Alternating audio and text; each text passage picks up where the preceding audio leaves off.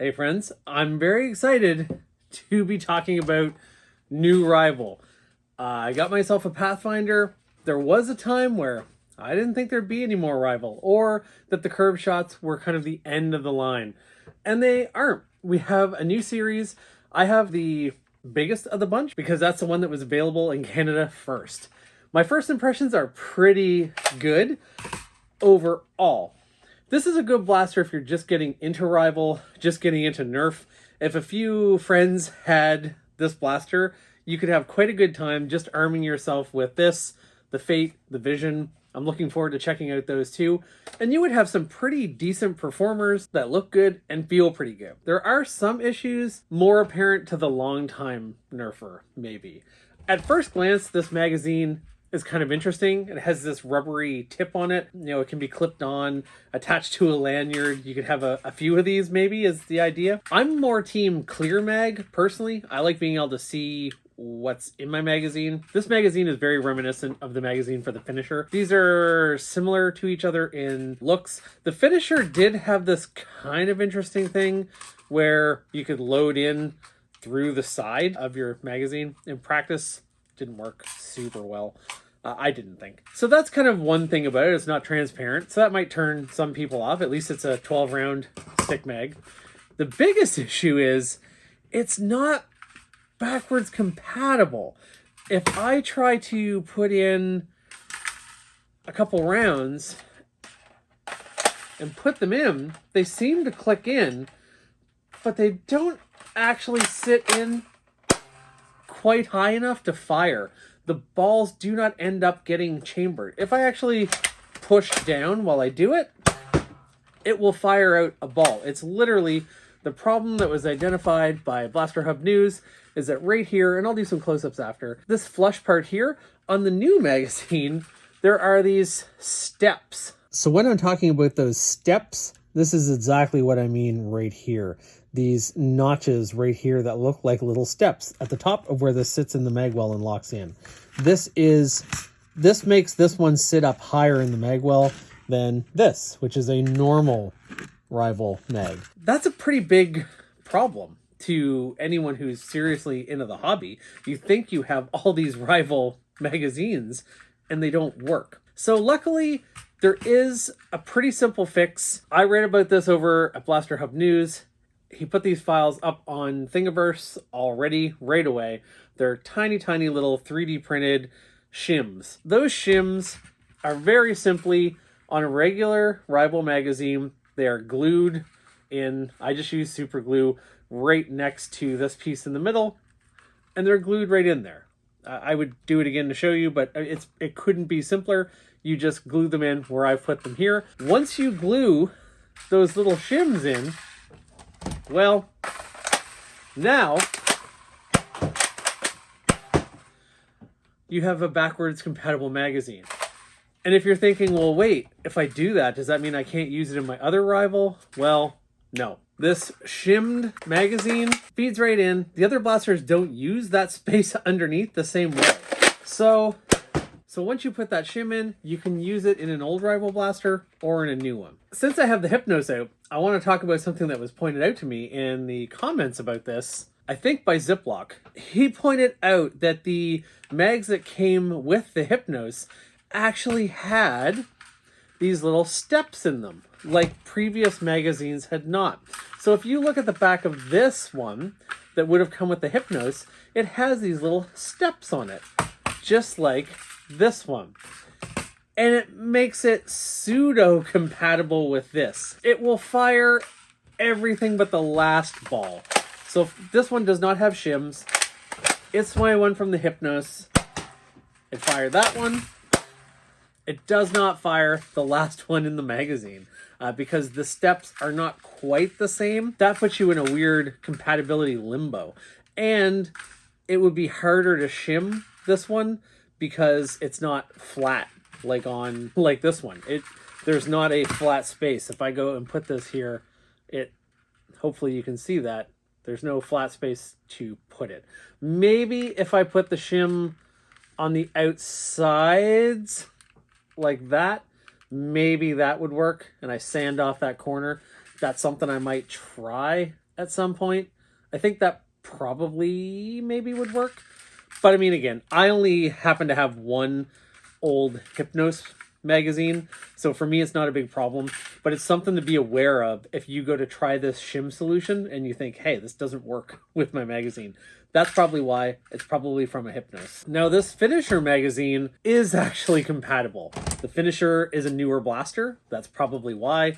The steps on the Finisher and the steps on this look virtually identical. So I can take my little Finisher magazine and fire out both shots. But I mean, okay, I get one bonus 7-round mag that's already compatible without doing anything. That's not the best. Why are those steps there? I honestly do not know. I don't know if it was a purposeful thing to not make them backwards compatible. I mean, that's the obvious answer, but it's kind of weird since Nerf doesn't sell these standalone, and I can't imagine that they're going to. Maybe they will, maybe I'm wrong, but it seems very weird to do such a minor change to make these not backwards compatible. So that's the scoop on this. There is a fix. I'm going to have a link down below to where you can get the files for these shims. And you know what? I'll try and reach out and make sure I'm doing it the right way. But these files were provided for free. I'm guessing that if I mailed these to people for free and wasn't charging or making any money, that would probably be okay under the Thingiverse license. I might check just to make sure. But if you reach out to me, these weigh nothing. I'll mail you a letter with some of these shims. You shouldn't have to pay for these. They're barely be a penny in filament. I mean, the bright side, I did this to a couple. Now I have a few mags. It doesn't hurt the old ones. It's fine. It's not a thing I should have to do. It's not a thing that the average kid and parent is going to do. And that's kind of my big problem with it. That was a big side rant on this magazine thing. But I think this is something to talk about right out of the way. If you're buying this Pathfinder because you think you have a whole bunch of magazines and you want to do this rival loadout, that's not going to be ideal for you. With magazine gate out of the way, what do I think of this blaster? I really like the profile of it. I do think this stock is a little wimpy. It's actually pretty comfortable. It's certainly not uncomfortable. I wish it was maybe a little beefier. I don't really know that I like the profile of it that much. I know there's already mods out for changing out this stock. Drac was showing off what he has for this new stock. There's a new pump grip, because I do find this kind of slippery. I wish I could get one that was a bit rubberized. The sights are interesting. We have these adjustable sights where you can actually adjust this back and forth, and you can adjust this up and down. It doesn't lock into place or anything. You just kind of free adjust it. It's kind of neat, but I found myself after not very long just kind of wishing it wasn't there. It's a lot of adjustment for a Nerf sight, although this thing is pretty accurate. Now, is that thanks to the Accu Rounds, these new, whoa, I'm gonna have all these go on the floor. We have these new types of rounds that are a bit more rubbery on the outside, a little less squishy maybe. I set up a target. I can get about 40 feet in my basement at an angle to do some test firing the way I'm set up. And it was about the same as a regular rival round. So maybe you're seeing the difference in even longer distance than I'm trying. Maybe if you had a blaster that was hitting a little bit harder, you might notice that difference too. But honestly, I didn't notice much of a difference. I think that difference is probably going to be subtle. Maybe once I get a chance to do more of this outside, I will notice that a bit more. I started to put in the Accurounds and change my mind. I only have 12 of them and I don't want to lose any. I'm going to do some firing over the Chronograph with regular rounds. 84, that's weird. 85, what? 84, that doesn't seem right. Just doing a bit of a control. This is exactly what it should be. I tried a bunch of other things and they're all just what I would expect. So I would say my Pathfinder is actually shooting a little bit soft, which is a little bit disappointing. So we might have to do something about that at some point. I'm going to bypass that for right now and we'll keep moving on. Since this is a magazine-fed pump action blaster, it made me think of the Hypnos, which is also a pump action magazine fed blaster. Now this one has a cool foldable stock. You put a magazine up on the top, which is not quite as smooth sometimes. It has a pretty good pump action grip and a long long prime. I always found with the Hypnos, maybe the power was a little low, but however the hop up is, it always, the balls really took a dive earlier than other rival stuff. But I do love the look of this blaster. It's so big and chunky, and I really like the stock on it. And when you compare it to kind of the profile of the Pathfinder, definitely this is a lot chunkier of a blaster. Not that this is everyone's favorite, but it's an easy comparison, and I've always kind of liked it. I do think for 40 Canadian, this is a pretty good blaster. I like the angle that this magazine comes out. I do love this magazine release. Like, that is a great big chunky toggle. Safety on the side, only on one side. This definitely feels like a fairly premium blaster. I'm gonna take a few shots with it. Like I said, it's pretty accurate.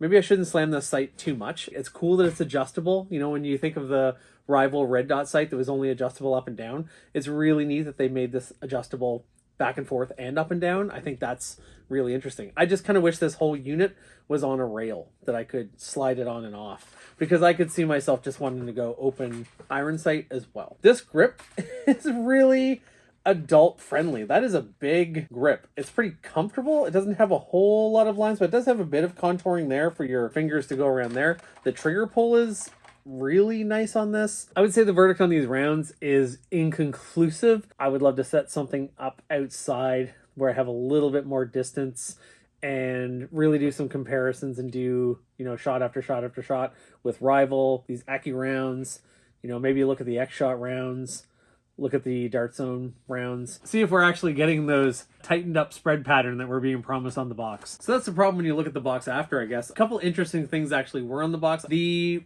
pattern says that those results are at 30 feet. I would say I did a bunch of testing at 30 feet. And my yellow rival balls, I wouldn't say that they were that inconsistent. At 30 feet, I saw almost no difference. And then the other thing I noticed here that it said speeds up to 90 FPS, which I thought is interesting.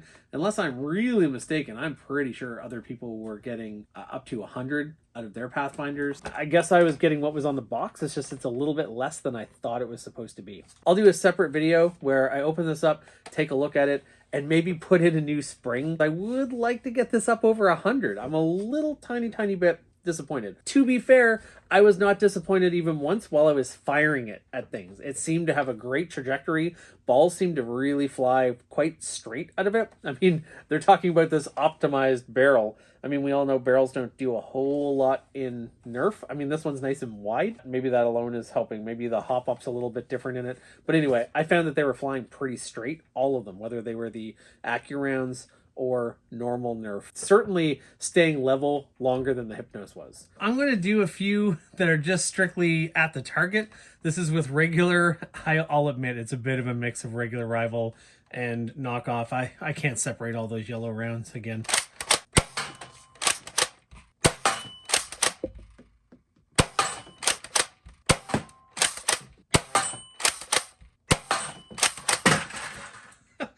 So pretty accurate. I'm going to run a few over the chronograph. Duplicate 83, 88, 83, duplicate 83, 86. Yeah, I'm getting some really soft numbers. I'm going to fire off some Accu Rounds and hopefully not lose them all. 86. That one's gone. 82. Oh, too accurate. 85. I hit the thing.